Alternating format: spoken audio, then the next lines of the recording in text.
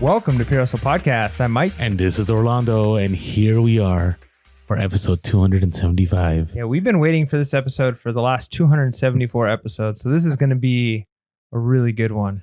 It is. It is going to be a good one. Now, it's going to be a challenging one because I thought it, we always want to keep it real. And I honestly believe 2022 will be the year that we'll test who the real resellers are.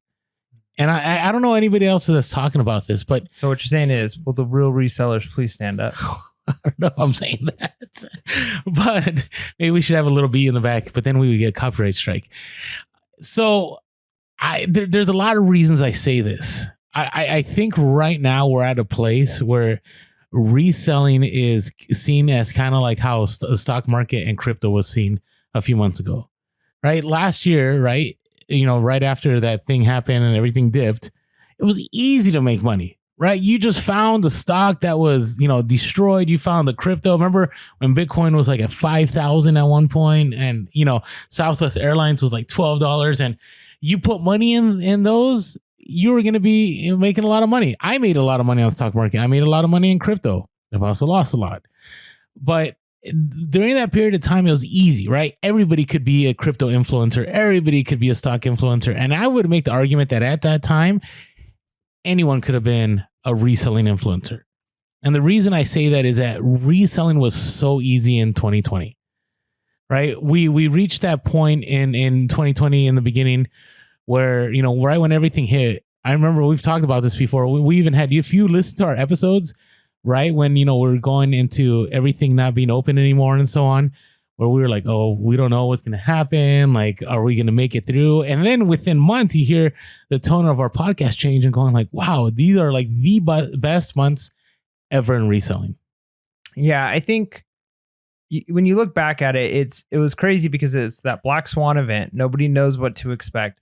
And I think, to be fair, there probably were a large number of resellers that the way they did reselling or the niches they were in did get destroyed. I'm sure it wasn't everybody I agree with did that. perfect, Yeah. but I think, the vast majority of people, because of the switch to, people already do a lot of online shopping, but the switch to just even more online shopping, people not wanting to leave their homes.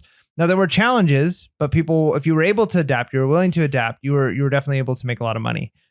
So what I'm hearing you saying, though, is you think going forward, 2022, that might not be the case. You don't think for reselling? And I'm not, this isn't a doomsday episode, but I think on a lot of reasons. And I think this Q4 demonstrated a lot of that. Like 2020 was my best reselling year, period. Now, could 2021 have been better? It's possible, but it took a lot more effort to make as much money in 2021 as I made in 2020.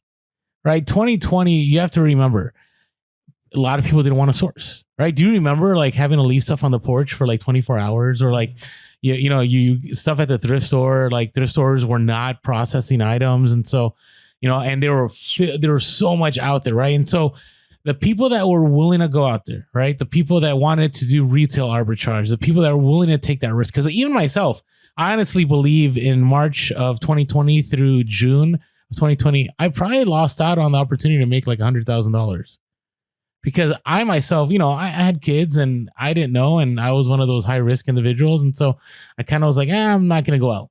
But a lot of people did, and they made a killing. And they didn't make a killing selling those things that people were saying there was price gouging. They just made a killing on sourcing toys, sourcing, just regular stuff at the thrift. I remember one of my best months was already like in May and June, and it just kept getting better and better and better. And so I found that at that time, 2020 and 2021 was kind of easy to source.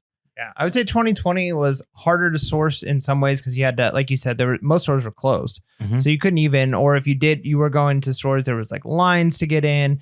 But into 2021, for the most part, and we're in California, so we're in a pretty shut down part of the country, even still. But most of the country, 2021, things are basically open and running at normal capacity. I mean, there might be some restrictions, and maybe you've got masks where you're at, or maybe they have limited capacity or social distancing or whatever the situation is. But 2021 was definitely easier to get back out to sourcing. People were starting doing garage sales again because garage sales were kind of cut off for a good portion in 2020. And there was so much opportunity in garage sales. Yeah. So 2021, I guess I would say was easy. 2020, I don't know if I would call it easy to source. I think you kind of had to change. I mean, we talked a lot about doing eBay arbitrage and doing local pickups and those types of things. Well, what I meant the easy to source was once we got to Q4, like the arbitrage side, Right. there wasn't a lot of resellers going out there. Right. So I literally could go to a store, I don't know, 2 weeks after a hot item like hit the shelves, and it still would be there. Where this last 2021, no, so once stuff was gone, it was gone. Yeah. Like you weren't seeing it anymore. Yeah. And I think, that also kind of goes into, so the sourcing was a little bit easier in some ways. 2020 and 2021, tougher because people are starting to get back out there. But the other thing was demand. And so demand was really high 2020 and 2021 for items that were either used on eBay because people were wanting to get items, or things that they would go to Target or Walmart and they just didn't want to leave their home. So if you were selling on Amazon, you were able to get items in there. You were doing really well. If you're selling new anything on eBay, you were probably doing well because people kind of just did the natural shift. I mean, even today, I mean, we do occasionally some like Target where they come out to your car and you just order online all the time. And it's amazing because I mean, I see people who they're getting like, they come out with carts full of stuff and we're talking, filling up entire trunks. Like they're not just getting one or two items. Yeah. So people are full on They're doing their full like family shopping. They just do it online. They just show up and fill up the cart. So people are already kind of changing the way they shop. So people are still going to go into brick and mortar. But I mean, I've gone to the mall. So I don't go to the mall very often. Pretty much the only time I ever go to the mall is if we're watching a movie. Or if my wife has her wedding ring that I got her, we have a warranty on it. It's a lifetime warranty, but we have to go in every 6 months to get the ring inspected. So we got to go in June, we got to go in December. So that's pretty much the only time we're ever in the mall. And it used to be when I'd go into a mall, even the last several years, even though it's been kind of dead, I'd still run into students. There's lots of people. All the stores are open. Now you walk into a mall and half the stores are closed, like permanently closed. Very few people are walking around in there. And so brick and mortar, things like Target, Walmart, there's always going to be a demand, but the total amount of just people going out and shopping and window shopping is shifted more and more online. And that was already the trajectory. I just think 2020, 2021 has just expedited that. It's increased the speed at which people are moving to buying online or doing where they order online. And then it's just like they come out to your car exponentially because, people, because it's so easy. And, maybe there's a bad part of that. I mean, that you do lose something, not that you do a lot of like socializing out when you're at like Target and Walmart, but there was something to be said about high schoolers going and hanging out at a mall. Oh, yeah. I know it's all digital all the time. Like you missed out. Like I mean, most of the time I got in trouble when I was hanging out at the mall, but I mean, I'll never forget, going to the mall, spending all day. I mean, there's even movies in the 80s about hanging out at the mall. I mean, it was a different time. But yeah, the demand, there was so much demand, right? And people got used to it. I mean, I even think of myself, I do not like walking into big box stores anymore. I will do the drive up option, right? Unless I'm doing retail arbitrage and, some stores I've gone to, they don't show up the item is in stock. But, things changed, right? And so everybody was going online in 2020 and it bled over into 2021. And so it definitely was a lot easier to sell stuff because people were looking for even basic items, right? Even thrifted secondary stuff like was a lot easier. Shoes were a lot easier to sell because everybody was looking for a discount because, there were supply chain issues and so on. And so you filled in the gaps. That's what we do as resellers, right? And so it was easy. Now, the other thing, before I get to why the other thing made it so easy in 2021, it's kind of related. So those of you who have been supporting us on buymeacoffee.com /pure hustle, we are no longer doing buymeacoffee.com anymore. Yeah. So we're kind of on a pause on that for a moment. So we want to say again, thank you to all of you who've been doing it. The problem was they changed. We mentioned it on our last live, but they kind of switched over the way they do their payments. I think they got rid of PayPal and they're changing it over to Stripe. And what ended up happening is if you were signed up for Buy Me a Coffee, you were like automatically disenrolled from Pure Hustle Podcast. We lost everyone. Yeah, you have to go back in and automatically sign or manually sign back in and sign up as a supporter. So we had a lot of people on like the monthly subscription. They were paying us monthly. So as always, all of our content is free. All of our content, we don't put anything behind a paywall. We just have many of you who are willing to support us and say, hey, we want to keep Here's the Podcast going. Here's $5 a month, kind of keep you the lights on and give you a coffee. Well, right now we're trying to figure out an alternative. Do we want to stick with Buy Me a Coffee and just basically ask for people to sign back in? Or we're kind of looking at potentially doing Patreon. And again, not in the sense of, hey, join our Patreon and you'll get the real episode. Like here, let me give you a teaser. You'll catch 20 minutes and then you can catch the rest. On Patreon. Yeah. So it's still not going to be a paywall, but we want to, have a place where people who want to support us, they want to pay and help us out, can do that. And then if, we do just like we did with the Buy Me a Coffee, those of you who support us monthly, occasionally we do virtual meetups where it's like, hey, let's hang out for 15 minutes, 30 minutes. And, if you have questions, and it's less like Orlando and I are not like giving out like new content 90% of the time. It's just people hanging out, talking about reselling. So that's just a way for us to learn a lot from each other. Yeah, it's a great time to get to know our supporters. So again, none of our content is behind a paywall, but stay tuned. We might have some Patreon stuff, but in the meantime, if you want to support us, in the link below, if you want to say like, hey, I'm a Buy Me a Coffee supporter and I wish I can keep going on that, we'll let you know when Patreon is up, but our PayPal link is below. So if you want to drop us a little thank you in there, you're more than welcome to do that. And we'll keep you all updated when all of our coffee members become our Patreons. Yeah. I mean, any support right now would be great. Again, we'll continue with the podcast, but yeah, we entered 2022 for free. Yeah. Yeah. Literally for free. It's like, outside of some of our affiliates, like our awesome sponsors like American Bubble Boy and Skull Shaver, free. Yeah. Yeah. So it's a big hit. We appreciate your support. So check out the PayPal link below. Thank you. All right. So along with that, why do I think 2021 was easy? There was so much cash. Yeah. Stimulus was big. Child tax credit was big. Even people selling their homes, the housing market, people selling their homes for exorbitant prices, and then, a lot of money, free that they can do stuff with. So there was a lot of disposable cash. And again, we are in California, there was an extra stimulus in California. There was another stimulus, like an extra $600 per person. So the reality is we know that many people suffered during 2020, 2021, maybe in their family, maybe in health, maybe financially. So we're not trying to say that like across the board, everybody just did great. But for as many people suffered, many people, they kept their jobs. They were able to work from home. So they saved on gas. They saved on a lot of, expenses as far as that went, eating out, all of that. And they were getting stimulus. The stimulus wasn't just for people who had lost their jobs. And again, those who did, there was extra even for unemployment was much higher.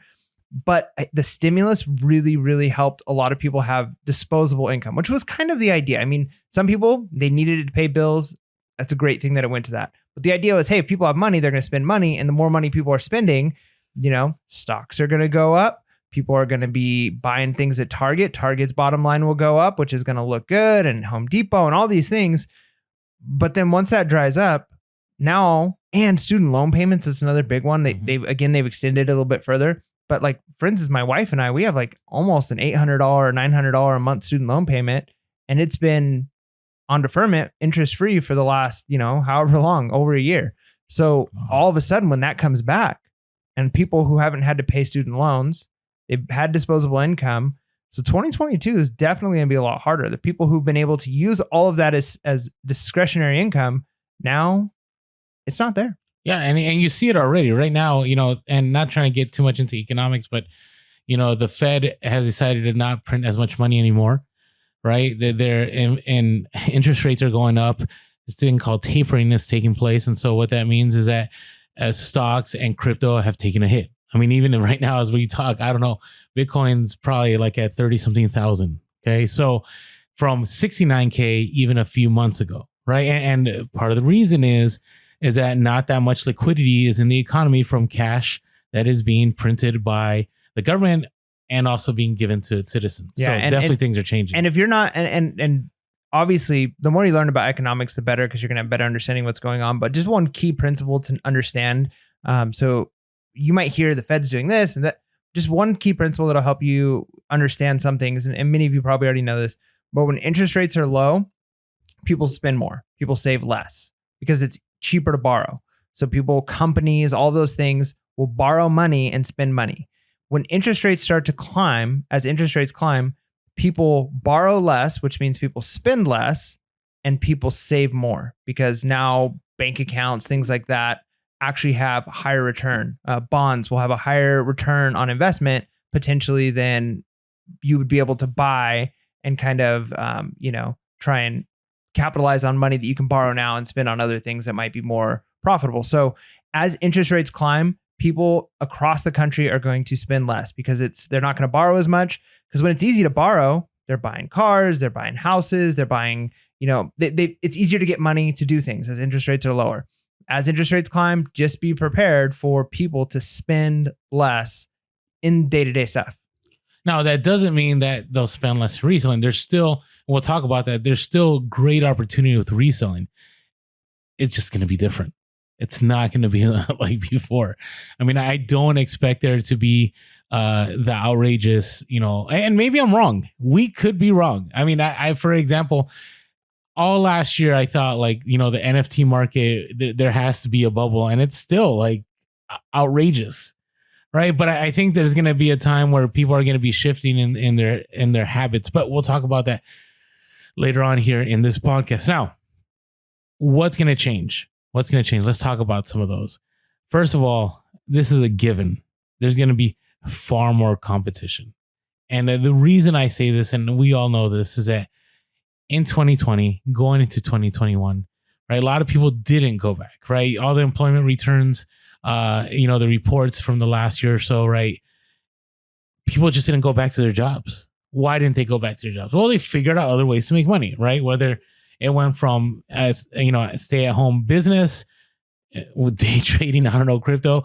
Reselling is, I feel, was something that a lot of people got into, right? Because, we had a lot of time. We had a lot of time to watch YouTube. We had a lot of time to listen to podcasts, right? We were, a lot of people were able to pick up different niches. They were able to figure out how to make money in different ways. And I think reselling was one of them that for a lot of people, they figured out, wait a second, I could, even though minimum wage, it keeps going up, I could still make more money than minimum wage by reselling.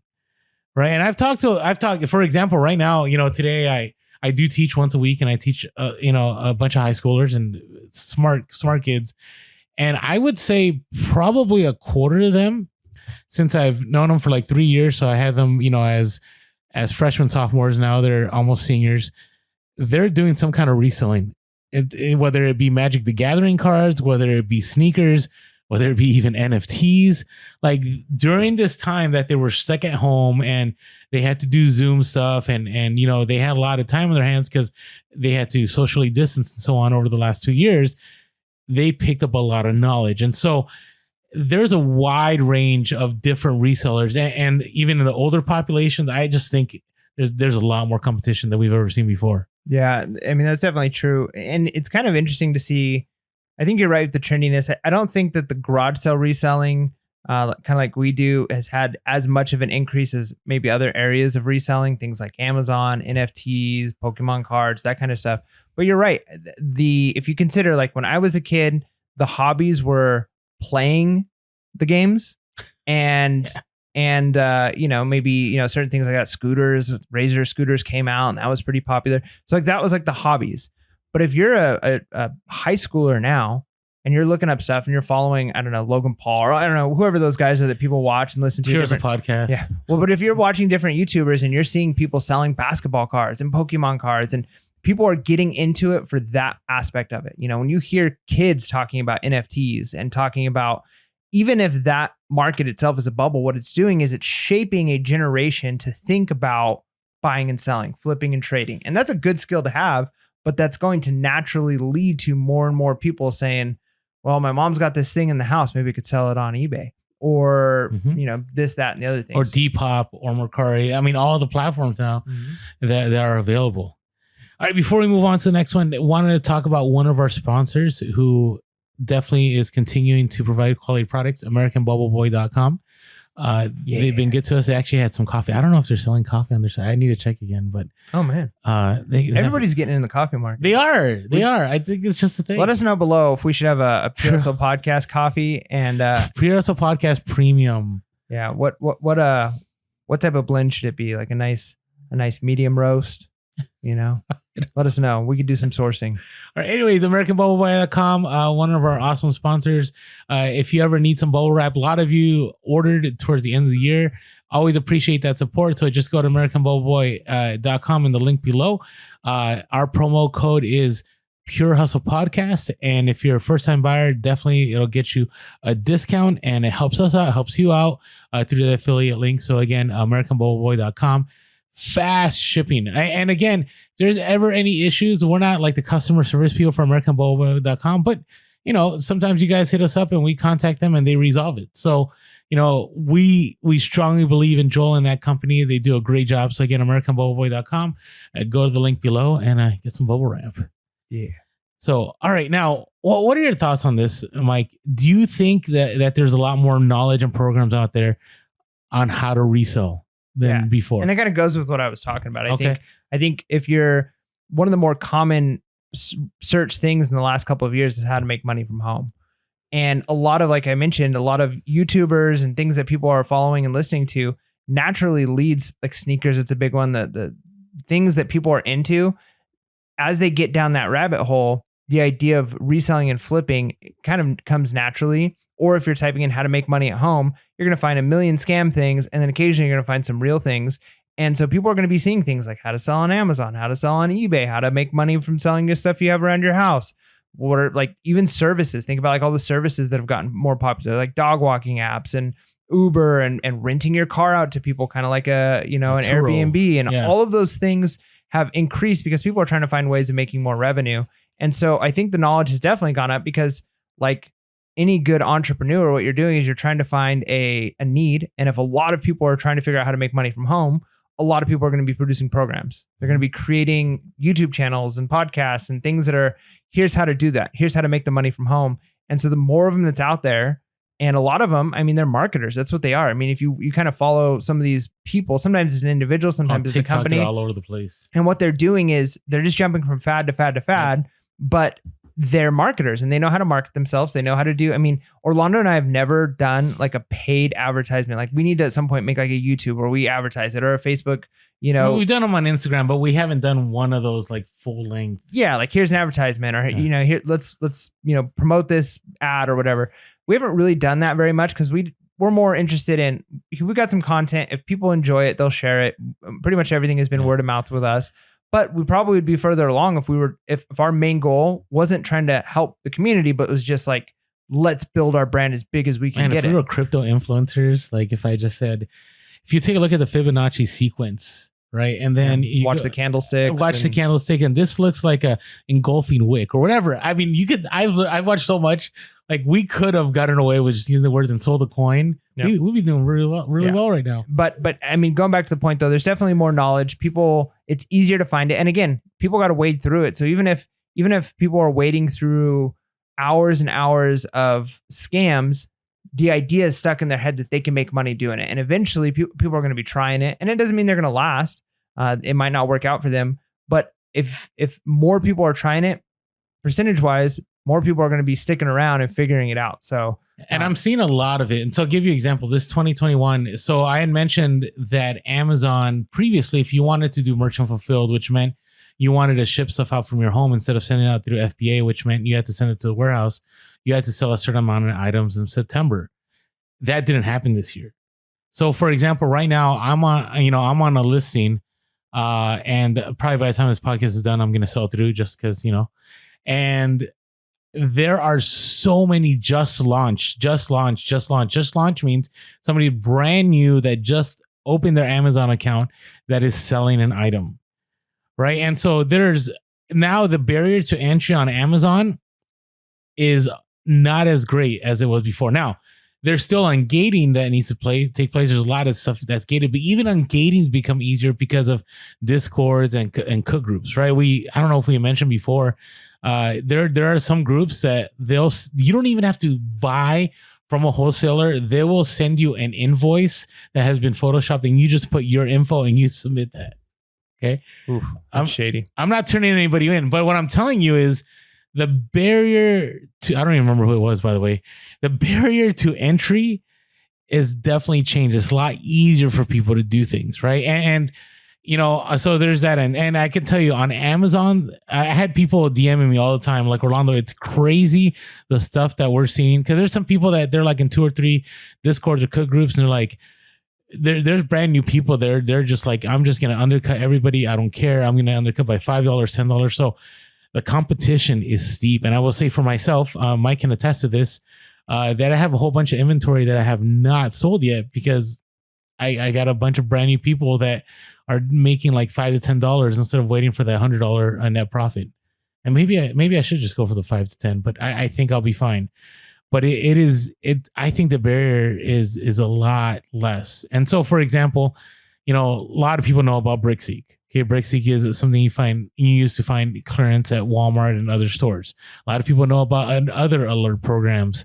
And so, back in the day, I wouldn't share the BrickSeek on the podcast, but now it's like, it's open knowledge. Like if you're looking for it, if you Google, how do I find items to sell on Amazon? I'm sure you're going to come across it somehow, right? Whether it be through Google, whether it be through a cook group or a Discord. So I just, right now, we've talked about it before where Facebook groups have always been a thing, like with eBay and so on. But I think it's on a far larger level because, like the Discord app is pretty easy to use, right? And we're actually doing a Discord ourselves, right? And so there's a lot more access to information. Before, it used to be you'd have to watch a YouTube, you'd have to listen to a podcast, right? You'd have to do your own research. Now you literally could like pay somebody for $5 or $10 a day, and they'll just give you leads, and all you have to do is like follow their leads, and they make money, right? Because they have links for those leads or whatever it is, and you make money, and you're like, well, I'll spend $5 to $10. I'm gonna make several hundred. Why aren't we doing okay? I'm joking. Thanks. Yeah. I've tried to convince you to do some more paid stuff, but again, the ethic of Pure Hustle Podcast is we're not charging for our information. If people believe it's valuable, they'll support us, and we find that to be more real. I think we'd be compromised. I think if we tried to sell information, our whole branding would change. And so, I think it's valuable. Like our Discord that we're planning on starting is going to be free and open to anybody as long as you follow the guidelines. There's not going to be anything that's like, you've got to pay in order to be a part of it. And it's not going to be a cook group. It's going to be a place for resellers to ask questions, to hang out, to talk about reselling. And if they want to share, like, hey, here's some things, and it's probably not going to be retail arbitrage bolos, but hey, at garage sales, try and pick these up. And we're a tight knit community at Pure Hustle Podcast, so I think it'll be a good thing. Cool. I like being different. I mean, and that's been the thing from day one. I've always said I'm a reseller before I'm a podcaster or wherever it is, and that might change. Mike and I, we would love it if we could just do the podcast 7 days a week, or I don't know about 7 days, but 5 days a week, right? It'd be a lot of fun. It'd be enjoyable, and I don't think in this niche that's possible, right? But we always appreciate all your support. It definitely helps us. All right, before we move on, we got some awesome hustle of the week and some more to talk about, but just wanted to share where you can find us on social media. So if you haven't been following us and you're listening to the podcast or watching us on YouTube, if you're listening to the podcast and if you haven't watched us on YouTube, make sure to go over to YouTube, hit that subscribe button. If you're listening or watching right now, make sure to smash that like button and hit that bell notification over on YouTube. You can follow us on Instagram. We are Pure Hustle Podcast on Instagram, Facebook, and Twitter, and not on Twitter, Instagram, Facebook, and TikTok. We are Pure Hustle Cast on Twitter. We're no longer doing anything on Clubhouse. Clubhouse even exists. Does anybody even talk about it anymore? You're talking about it now, and I don't know why. Just because I'm just interested. Like, was that just a pandemic thing? All right. On top of that, you could always give us a call, 619-73-1170, 619-73-1170. You could also shoot us an email at purehustlepodcast@gmail.com. That's purehustlepodcast@gmail.com. And just grateful for all the support, especially on iTunes. If you unable to support us via PayPal, in the link below, you can always support us by going to iTunes and writing a positive review. Always helps us out. And I think because of holiday season, we just haven't had a lot of reviews. Right? Oh man, people have been busy. So what's our number? What number of reviews are we at? Right now we are at. Hold on, we're right here. We have 530 reviews right now. So the goal is let's get to 600, guys. If you have not left a review yet, let's get over there. Let's leave us a review. And even just the stars is great, but we love it when people actually write some comments and they say something. We read all the comments. It keeps us going, especially now, like when we made like, $5 on the podcast over the last month. It's hard to give up a bunch of time to do the podcast. But when we see a nice review where somebody says, hey, the information you're giving us has helped change our lives, or it makes us laugh, or whatever it is, that stuff keeps us going. So don't let us become weary. Give us that soul food of encouragement. We're so needy. That's right.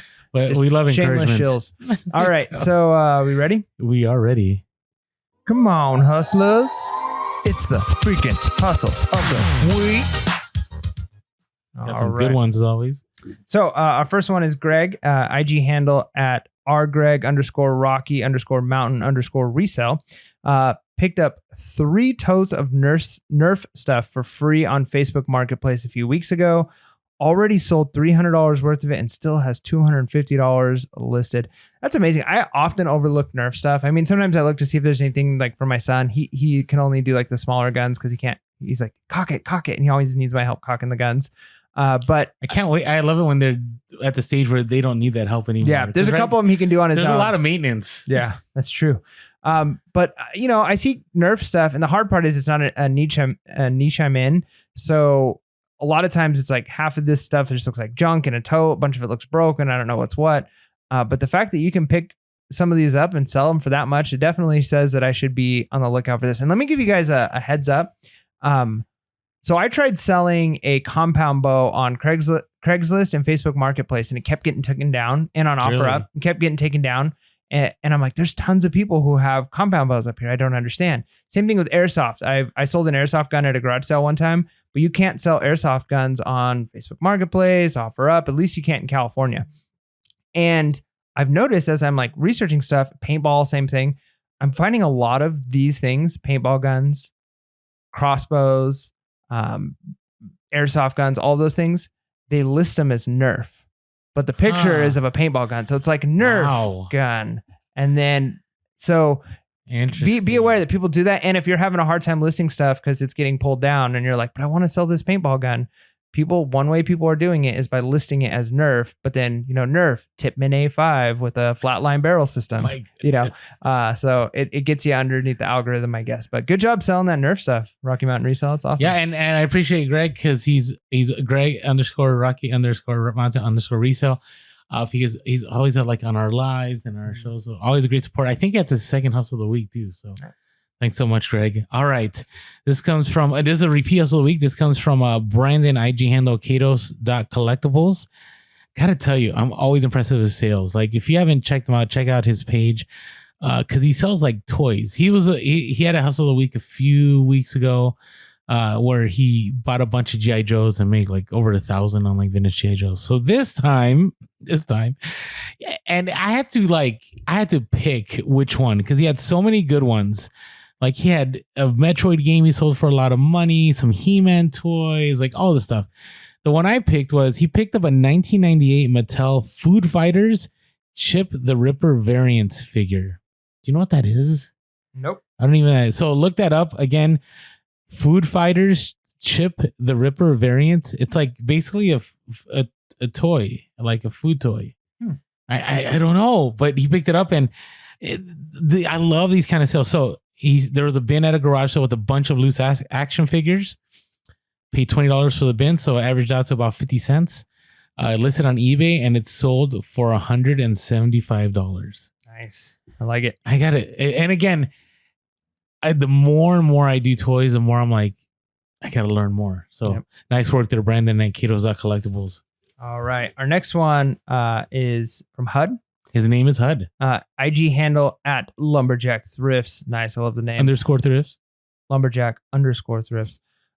So he ended up finding a Garmin Astro 320 and T5 dog collar GPS tracking system. And the person he bought it from wanted to sell it to somebody who was going to use it. Wasn't wanting to sell it to a reseller. But HUD was honest, said, hey, I'm a reseller. And the person was okay, fine. Let's see, paid $100 for it. listed it on eBay, and sold them for $549.99 with free shipping. So from $100 to $549, the person was okay getting rid of it because they got it for free. The person who sold it to HUD. But sometimes you run into that as a reseller where somebody's like, I want this to go to a good home. And it's awkward to say like, I'm a reseller, I'm not its final home. But what I can do is I can help you find the good home for it. That's kind of what you're doing is I'm the in-between. I am the curator. I am the person who is going to ensure that this item finds the perfect home. There you go. That's what we're about. So yeah, and it's basically just a GPS dog collar, right? There's all these words in between, but yeah. So I look at these hustle of the week. We go from Nerf to a collectible food toy to a dog collar. And again, it reminds me of the fact that there is so much out there. I mean, none of these were clothing items. None of these were video game items. None of these were shoes or vintage t-shirts. I mean, there's just so much out there. And so even though we're talking about 2022 being the test of real resellers, there's still plenty of opportunity out there. All right, I'll go with my hustle of the week. What do you think I'm going to talk about? Probably Hot Wheel. Okay. So I feel terrible. But Orlando's become the Hot Wheel guy. But this is literally I sell Hot Wheels every day, and it's funny because of a great listener of ours for a long time from like the early days. They actually went full time and they just sell Hot Wheels full time. So I'm like, maybe I could do that too. I have so much to learn, but here's the thing. It's one of those when in October when I bought out this collection, right? I took a major risk. I did not know what I was getting into. I just thought the Disney stuff would pay for itself. And it's actually, I made more money on the Hot Wheels than the Disney stuff I bought. Now, I wanted to share this hustle of the week because always be willing to take a deal when you have a person that is going to buy a lot from you. Right. Because sometimes, we have that dollar in mind. Like we want to sell something for 200. And so we're not going to take any offers that are less than, let's say, 170 or 180. Right. But if you have somebody that is, they keep sending offers, accept it because you don't know when all those items are going to sell. It might take another year or two. Right. And so this individual, started off, bought a cheap one. It was like $10. Then they bought another one for $25. And I had these two awesome Spider-Man. I think they're like VW vans. So they were like Spider-Man in the sense that, they just said the logo of Spider-Man. It was pretty cool. They were 1970s Hot Wheels. And so one I sold for $140. Another one I sold for $150. I sold California Cruiser. It was like a chrome van for $80. I sold another, like it was a vintage Corvette. I'm trying to think of the racer. I'm looking it up here and I can't. Oh, Papa Vet. I don't know if that's actually, I don't know. The thing, I only know Hot Wheels. I don't know like the whole race car scene. So now there's going to be a lot of judgment. But anyways, I just kept accepting offers. And what's really helped me, and this is a side tip before I tell you the final number. Side tip is, if you sell Hot Wheels, and I think Craigslist Hunter did this too. If you sell Hot Wheels that are collectible, make sure that you have blue painter's tape, because what the blue painter's tape does is when you're selling a collectible, a lot of the collectors want you to use that blue painter's tape on the blister pack. So when the car moves in transit, it doesn't like bulge out the case or crack the case, and the blister pack is fine. And so, my thing lately is that I always message and say, hey, by the way, I understand, this is a high-end collectible. Would you like me to wrap it in blue painter's tape? And it's always a yes. Thank you so much. Appreciate that. And then there's a protective cover case that you have to buy, like a clamshell case. And sometimes it's not clamshell, it's just two that go, but it protects the whole card and the blister pack. So anyways, I sold 6 vehicles. On average, paid $5 a piece, let's say $30, and sold all of them for $450 plus ship. So I think of two things with your Hot Wheels stuff. One, what's going to happen when you're out of Hot Wheels, man? I feel like that's been like your lifeblood of your company for a while. It's funny. I bought more Hot Wheels while I was talking about this in the update episode, but I bought more Hot Wheels from another collector. Like it's nice. Just now I look for it, but you're right. Like Hot Wheels was so easy because all I had is the Amazon Basics, the small light box. Click, click, click, click, click. Just find somebody else who sold it. Sell similar. Done. Right now, like listing shoes and clothing is like so much more work. Yeah. It's like I know. It's the tough. other thing I think is you're not a Hot Wheel guy. I mean, obviously you're selling Hot Wheels, you're learning about Hot Wheels, but just think of all these collectors who are buying these one-offs from you. Imagine what one of them would have done to have been able to have bought the entire collection you would have had. Like that's probably like a dream collection. And you're just like able to piece it out, which is nice. But just imagine for somebody out there. I mean, it was somebody's dream collection. You know, they had collected. Oh, it was.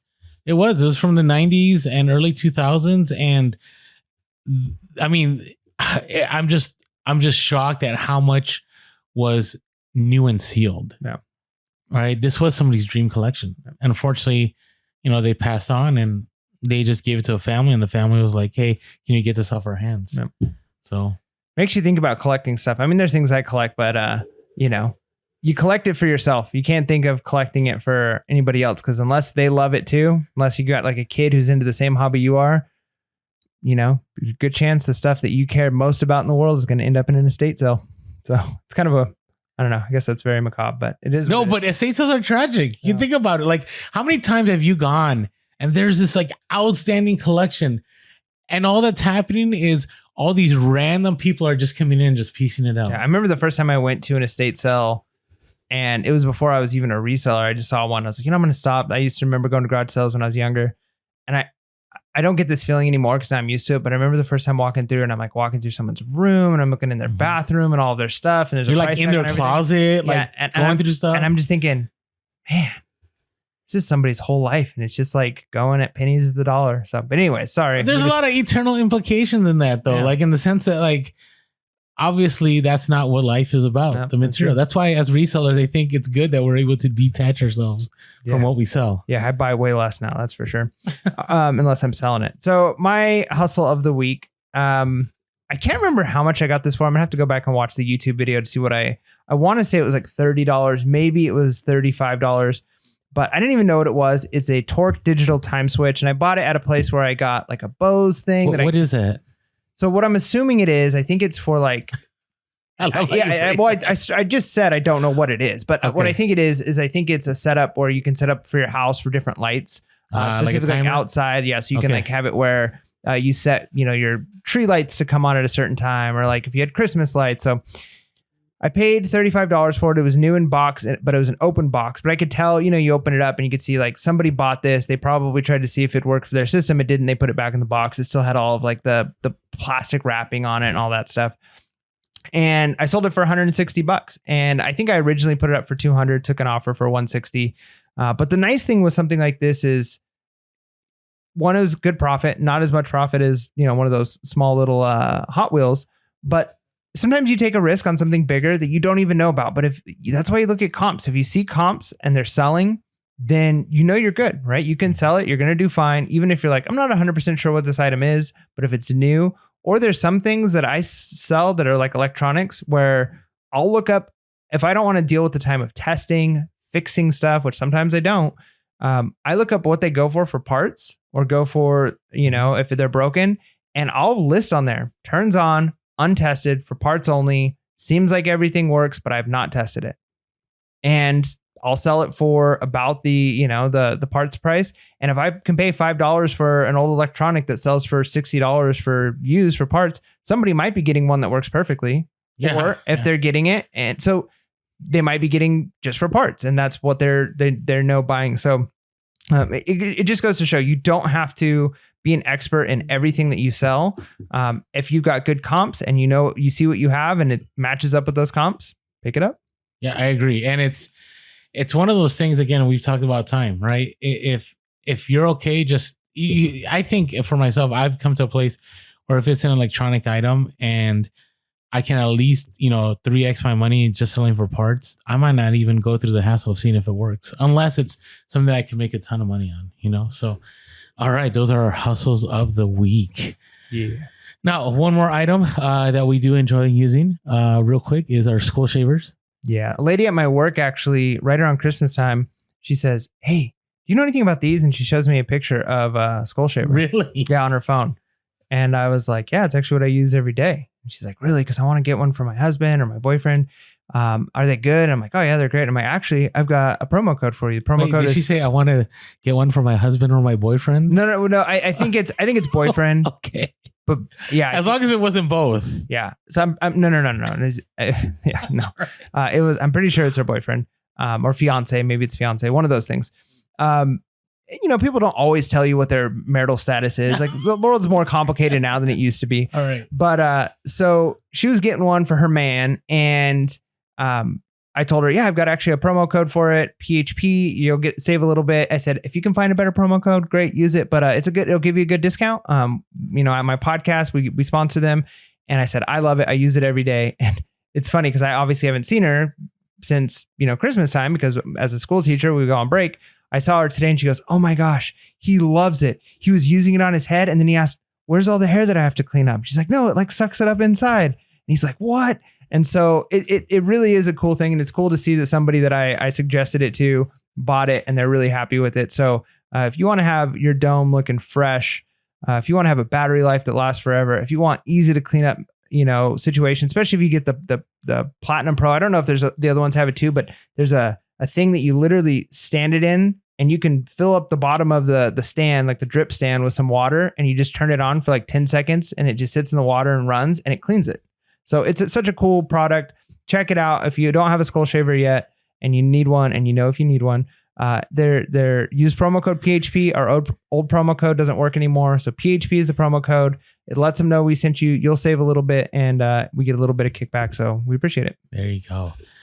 All right. So here's the next reason I think 2022 is going to be an interesting year. Just changing habits. And one of them, and I would say I saw this a lot in 2021, is there's a lot more demand to be able to return items. Right. And we've talked about this a lot. I've said it so many times, like in order for your business to grow, you have to be willing to allow returns. But I would take it one step further in the sense that if this economy goes where I think it might go in the next year, right? People are tightening up their money. There's not a lot of money out there. You're going to get a lot of people that buy stuff and are like, I don't know if I want this anymore. Right. Or you might, I get a lot of this lately, people that rent stuff from me, like they'll buy something and day 28, they'll return it to me. But there's two ways to get around this. So one is if you're doing like Amazon retail arbitrage, buying and selling stuff that you can't get unless you go to certain stores. So if it's something that you can easily get at a Target or Walmart or certain off-price store, I'd be careful trying to sell that, because like we've said before, during Q4, it's very simple for somebody to buy a hot item that's like, let's say at Walmart. And then after Christmas, that item restocks. They go and buy it at Walmart and then they return the one that you sold them for 5 times of what you paid for at Walmart. Right. And so I expect there to be a lot more of that.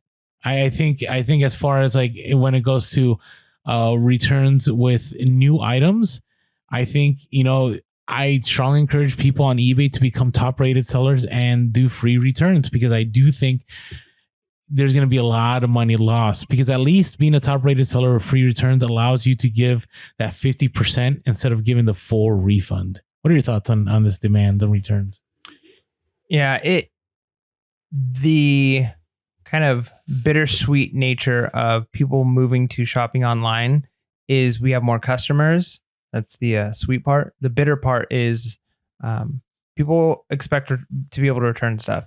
It's the same thing as it is with things like Walmart, right? People have always known that if you go buy something at a big box store, you can try it for a little while. You don't like it, you take it back, and there's almost no questions asked. Especially at a place like Costco or something like that. I mean, their return policy is nuts. I remember I bought awesome. Well, it's awesome, but it's nuts. I mean, I bought a surfboard. I remember one time, and I was like watching videos. I don't surf. I tried twice, and I sprained my ankle one time. I got stung by a stingray the second time. So I'm like, this is not my thing. And so I sold my surfboard on Craigslist. But Costco for a while had this like famous Costco foam surfboard that was like $100 or $150.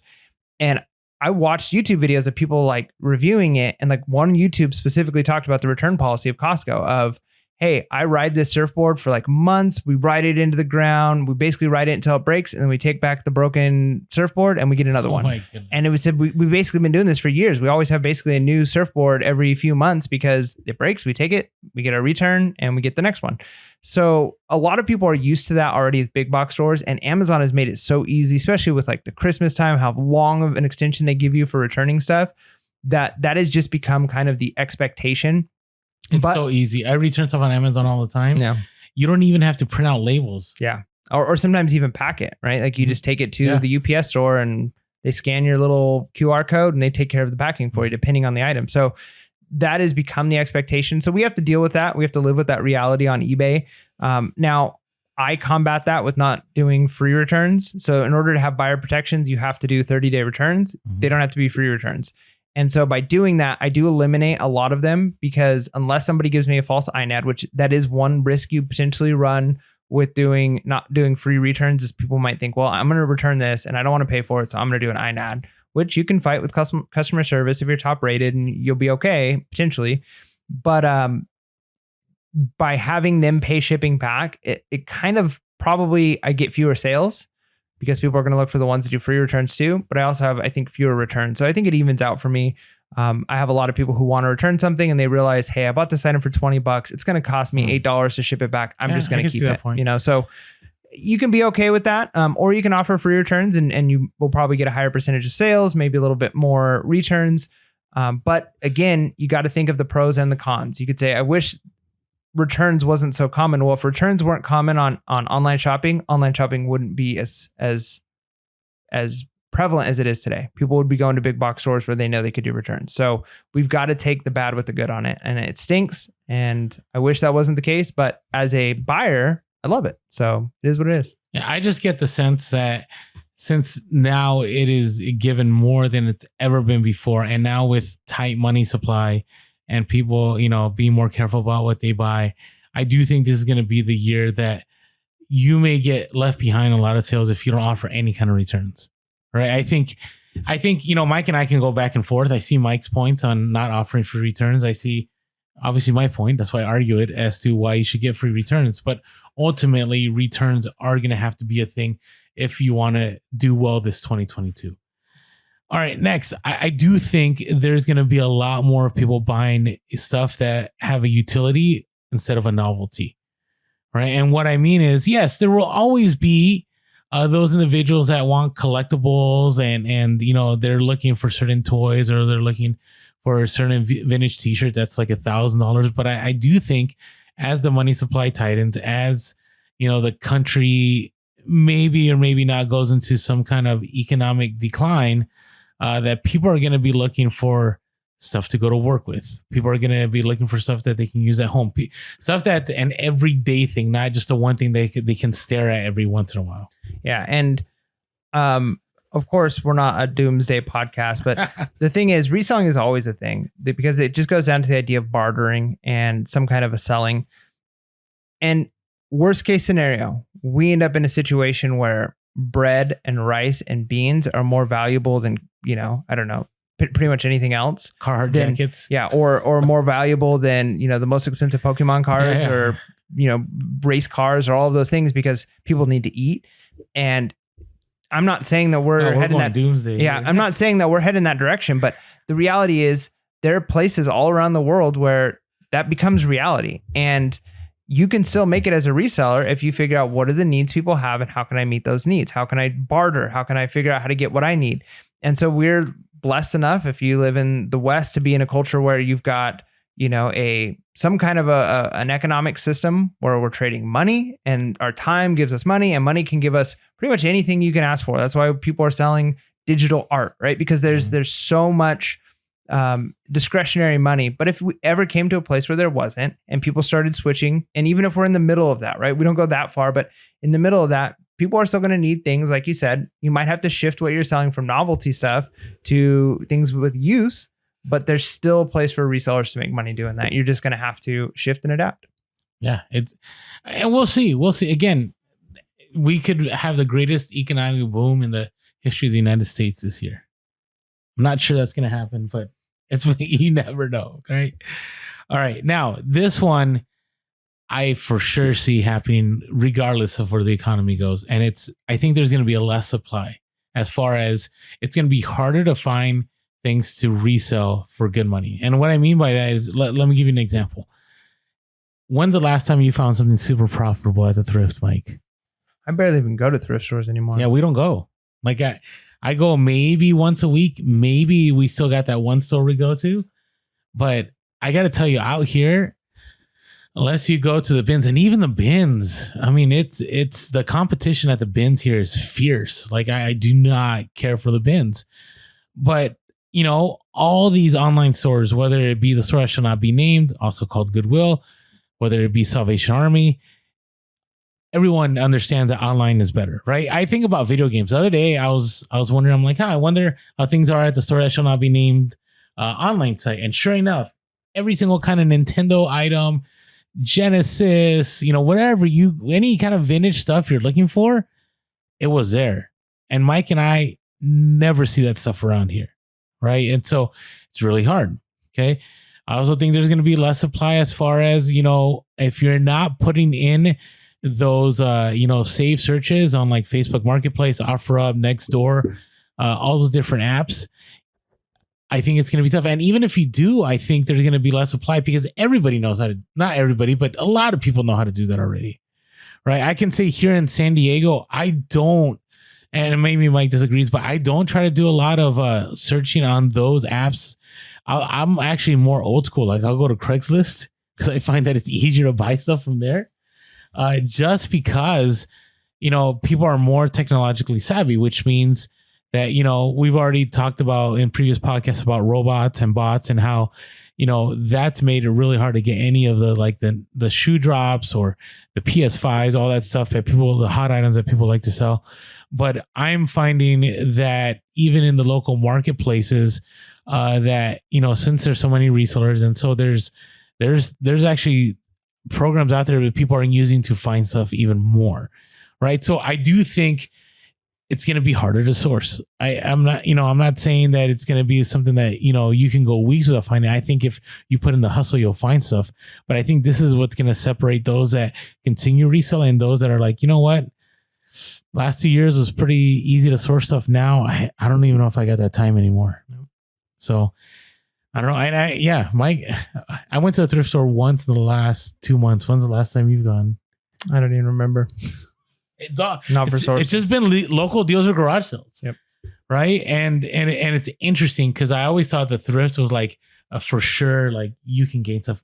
Hey, by the way, we haven't asked you guys all podcasts. Let us know your thoughts. What are your thoughts going to be about reselling in 2022? Do you think it's going to be more difficult?